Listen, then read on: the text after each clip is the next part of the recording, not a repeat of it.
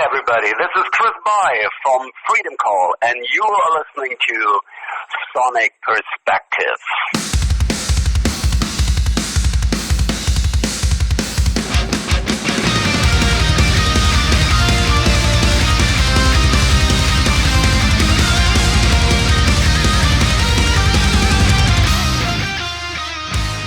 This is Michael the Metal Angel speaking to Chris By from the one and only Freedom Call.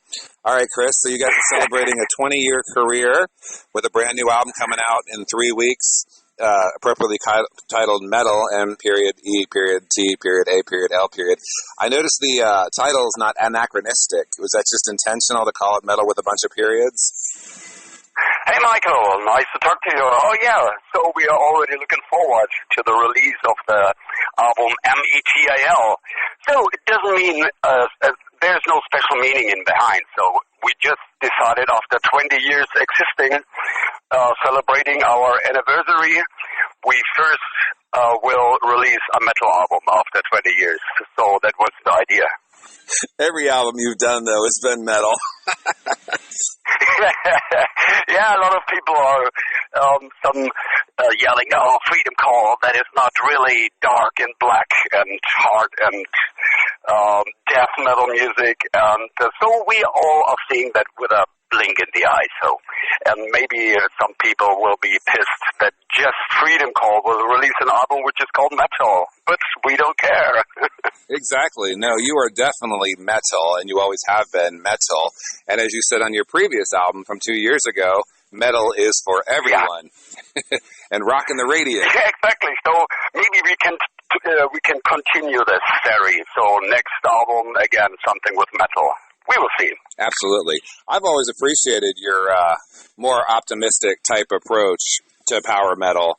And it's interesting that I read in certain interviews that you say you guys are light, as in like you're, with 111, the single for, yes, that you like the term light worker or light. Do you feel that the music is more metaphysical based? No, I don't think so. I do not take all these serious thoughts in behind. It's just music. We are doing music to make people happy. We just want to enjoy our time on stage, in the studio, on touring, and just giving away some of these great times we are have on tour. And all the listeners or all the visitors on our concerts, we want to give them a little bit good mood that they can jump off for a while from their maybe some hard real life. That's it. Quite easy. Okay, so it's just more about just having fun and having a good time and just having an uplifting type. Okay. Yeah, but back to the 111. So it started, I think, 3 or 4 years ago that this number, this series of numbers, it was appearing many, many times to me. So it doesn't matter. It was on the highway that a big sign with a clock was 11:11, and at the same day I got a hotel room. It was 111, and all my band members got scared about that. And and it continued. So that is the reason why I decided to write a song about this phenomenon. And it's your birthday too, phenomena. Right? It's your birthday too, 111. No, unfortunately not. But I figured out that light persons usually have birthday on a number with a 1 in it, and my birthday is 10th, so I'm close to 11. Well, speaking of birthdays, your album comes out August 23rd, which is actually my son's birthday, so there's still some kind of memory. Oh, wow. He'll be 16. No, actually, that's why I use the term. That's why I use the writer term Metal Angel as an M.E.T.A.L, because the word metal means spirit, drive, strength, determination, will, which is what metal really is if you really get into the whole aspect of it. I'm kind of surprised people only see metal as a dark, evil, twisted, malignant, because it can be anything. I mean, Halloween and Iron Maiden prove that there's a lighter side to to music. But even before that, other bands, interesting, Rainbow would be a perfect example of that with Dio and all the fantasy-based stuff. Yeah. And you seem to have a lot of commonalities. The word Rainbow shows up. The word Fairyland shows up. You have a song. You have a song called Rhythm of Light, and you have a song called Rhythm of Life. And we just saw The Lion King recently, and you had an album called Circle of Life, which is the theme of The Lion King. So it seems like you have a real optimistic sense. But maybe it's sounding quite similar, Rhythm of Life and Rhythm of Light, but it's a totally different meaning. So I think the Rhythm of Life, it was written, I think it was on the album Circle of Life. Circle of Life, and that means a more serious topic. So it's about some social things and about your serious life. And Rhythm of Light is just a positive meaning. It's just that you are living in your own rhythm, and you can lead yourself through some hard moments in life, or if you have some losses in your life, but you can lead it. It's your rhythm. You are leading yourself. It's not other person. So take care of yourself and look at the bright side of life. Bright side of life. Like Monty Python said, always look on the bright side of life. Switching gears, I read somewhere that Dan Zimmerman, originating founding member and drummer, actually worked with the writing of this new album. How did that happen? Yes. So Denis is still one of my best friends, and I'm spending a lot of time with him. And a couple of time ago, I had some beers with him, and I just asked him because of the 20 years anniversary, and he's the co-former of Freedom Call, so it was very close to ask him. And he was drumming together with another drum kit played by Kevin Cott of the band Masterplan. They played similar with two drum sets in the studio, the song M.E.T.A.L. And that makes it very special to me. On the one side, because Dan is part of this song, and it was a totally new experience in the studio to work with two drummers at the same time.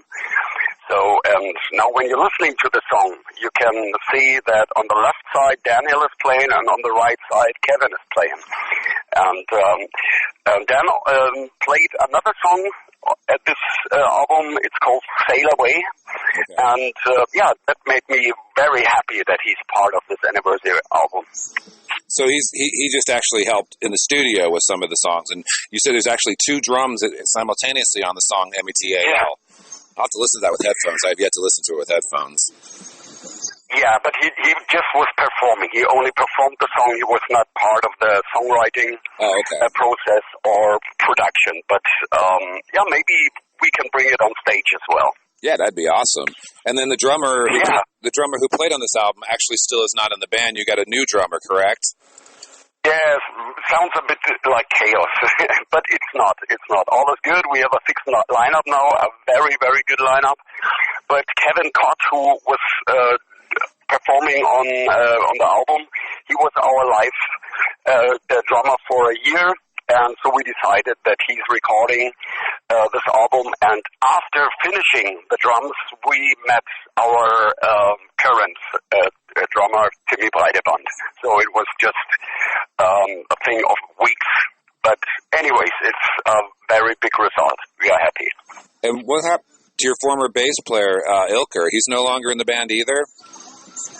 Yeah, so there were some family and personal problems, and in my opinion, there's something more worth in your life, like family or personal things to fix as to play in a rock and roll band. Okay, so and so then you have the bass player from the Italian band Mick Salem? Yeah. Yes.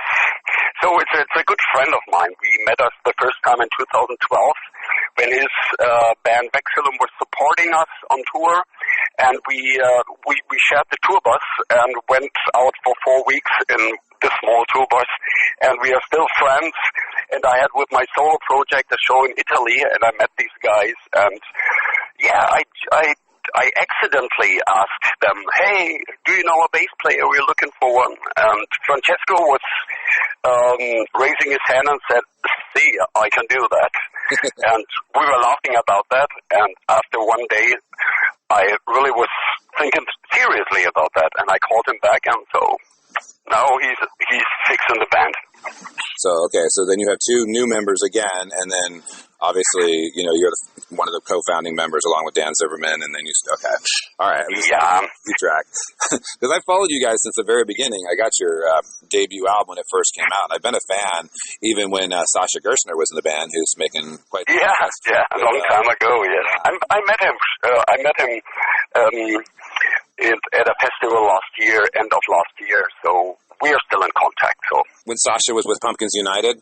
Oh yeah, exactly. There was a big festival in Germany around Christmas, and Freedom Call was playing and Halloween, so it's always a good time to meet these guys. Definitely. And it's interesting because, I mean, you've been part of that German power metal, that positive power metal scene for, like you say, 2 decades now. Yeah. And I think it's very important because, you know, having listened to Freedom Call throughout your whole career and always knowing that you're going to get an album that's uplifting and fun and stuff. One thing I noticed about the new album is it doesn't have the trademark Calliope keyboards that, you know, go back to the Emerson, Lake and Palmer type sound that almost like you almost expect when you hear a Freedom Call song to have that, and this album doesn't have that. Oh yeah, so it's from time to time it's different. So maybe next album again. So I'm not forcing myself to continue some special keyboard parts or something. So it is how it is. So I'm not calculating before I'm starting to write a song. So I'm just letting it flow out of me, and then I will see what will happen. So I'm not trying to keep it forced to continue a special way of music. Okay. But generally, I think that the album M.E.T.A.L is a typical Freedom Call sounding album. So a lot of people said when they were listening to the song first at 111, they just listen to 10 seconds and they know, okay, that must be Freedom Call. Yeah, I agree. Yeah. Well, your vocals for sure, and then that, yeah, definitely. And that song is so catchy. Even before I could see the lyrics, and it was just a single last month and stuff. That song stuck in my head for days, and I was like, what the hell is this song I'm sorry. No, that's a good thing. That's a good thing to have that song stuck in your head, not some cheesy pop song you hear on the radio. Speaking of cheesy pop songs, though, I always got a kick out of how you guys did back, I guess, with the Beyond, or was something like that. You guys did like the bonus disc that had all the different remixes. What inspired that? Because I love those too. Okay, thanks. Yeah, it's always fun for me when I'm rearranging already existing Freedom Call songs in a totally different style, with acoustic guitar or sometimes with pipes or whatever. Or we did the special bonus CD, Masqueraded. Right. That we have Masqueraded. Yeah, we have a reggae and things like this. Okay, for these real metal fans, they are a little bit bothering, saying that's not metal. Yeah, it's not metal, but I'm a musician. I'm not a metal machine, and I like it to do. Yeah. So just because you're writing metal songs, that doesn't mean that you have to do that for the rest of your life and only this. I'm a musician and I'm feeling like an artist, and I'm feeling totally free to find my experiences or doing totally different things to metal. So I don't care.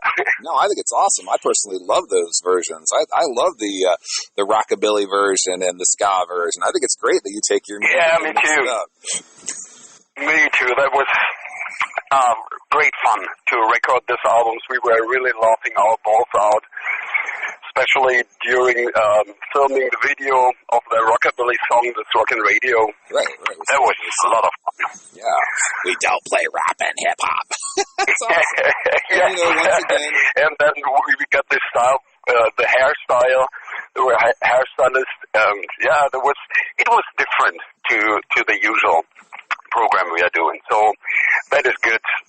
Gives you a chance to grow.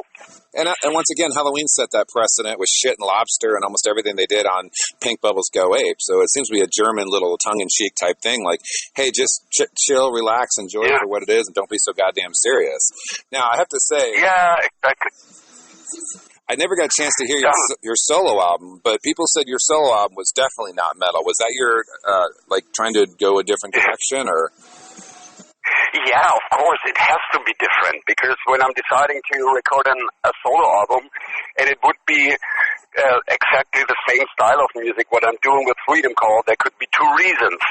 The one reason would be the songs are too bad for Freedom Call, and I do not want to release bad songs, or I want to go in competition to Freedom Call, but I never want to go.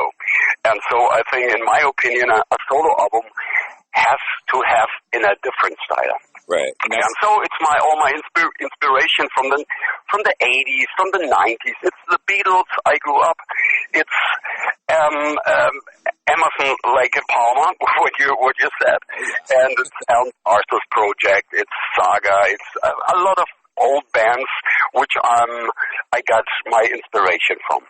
Oh, Saga from Canada is awesome. Great progressive rock. Yes, I'm a big fan. And one time I met Michael Settler, and I felt like a child. So as a very shy child when he stand in front of me. But he's a very nice guy. I talked to him for a while, and nice guy.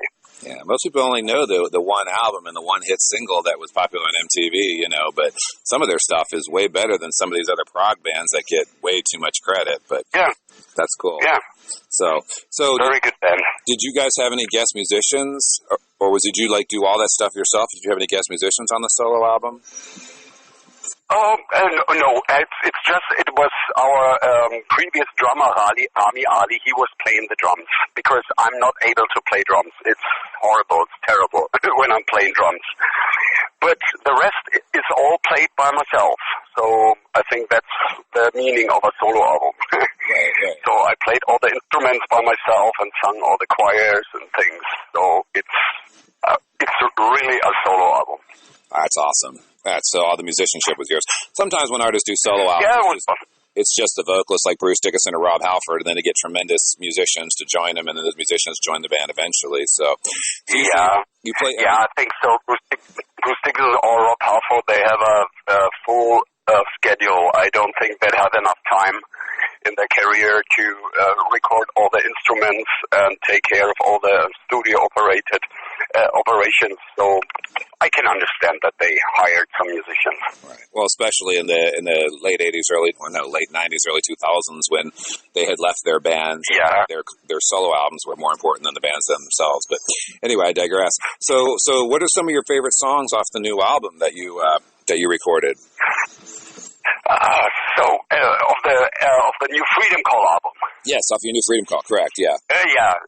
Definitely. I'm a big fan of the song M.E.T.A.L. because it's very special, because Dan Zimmerman is drumming, and for me it's a bit different to the typical Freedom Call style, because the drums are not as fast as usual for Freedom Call. And it's a very groovy song, and I'm loving the choirs. And also Sail Away is one of my favorite songs of the album. And, the 111. So that are still my fave, but it can change very quick. Right. Well, and you've got singles for 111 and for Metal, so people can actually hear those before the album comes out in a few weeks. It's interesting, before this album actually came out, people saw songs like Sail Away and Soul Survivor and thought, oh, they might be covering Gamma Ray or Halloween. Just because they have a song called Sail Away. Do they have titles? I do not know, but because I'm not so into the songs of Halloween and Gamma Ray, I do not know. But it's funny that like only Gamma Ray has a song called Sail Away, and only Halloween has Soul Survivor. Okay. No, that's just absurd. Okay. No, I'm saying it's absurd, because Sail Away, we can go back to Styx, and Soul Survivor, we can go back to Boys Are Cold. It's just how easy on the internet people see a song title and automatically assume, oh, the band's covering. Okay. No, maybe next time. That will be quite confusing for the people to have two titles with Sail Away. I agree. Actually, I think songs like One Step to Wonderland and Wheel of Time definitely evoke the earlier stuff that you guys did, at least the first three albums, like Crystal Empire and some of the stuff like that. Like you said, that wasn't intentional when you sat down to write. You weren't thinking, okay, we've been around for 2 decades, let's try to return to our original style. You just kind of let everything flow, and it just happened, or... Yeah, no, it came by itself. So I just started to write songs, and I think it's a very good sign, because I got this I got this message from several persons that they said, "Oh, it's quite like in the early of the days of Freedom Call." So, but that shows the people that it's an authentic music. So I didn't change anything because that's exactly what is flowing out of me, and I do not try to calculate because the metal trend is going in different ways. So I'm honest to myself, and I do this music what is flowing out of me. So, and that's a good sign when I'm still able to write songs which I wrote 20 years ago. Absolutely. And what are some of the favorite songs you'd like to play live? Even from past albums like Eternity or Crystal Empire or Stairway to Fairyland? So last weekend we played 2 festivals in the eastern part of Europe, and we already played the song M.E.T.A.L. So, and the people loved it from the beginning on, so we were really amazed about this. But I think for the set list, I think the 111 would be a good song, Fade Away would be a good song, M.E.T.A.L, the spirit of Daedalus. It's a very fast song, which we have to rehearse a lot of times for the song. And, we will see about the Ace of the Unicorn. I think it's a good party song. People can jump and can have fun while we're playing the song. What exactly is the Ace of the Unicorn? That's a confusing title. Yeah, it's unique. So I tried to Google it, so I couldn't find it. So maybe I invited a new playing card. Yeah, it's the last unicorn with the Ace of Spades attached to it. Yeah, but so there's a bit story in behind. So because the Ace of the Unicorn, we also have it in our limited box edition and digipack things. There is a card, a physical card, this Joker card in it, and you can. The sentence behind this, you have this card, you can take it every day with you in your wallet or whatever. And if you really have serious problems, you can take this card.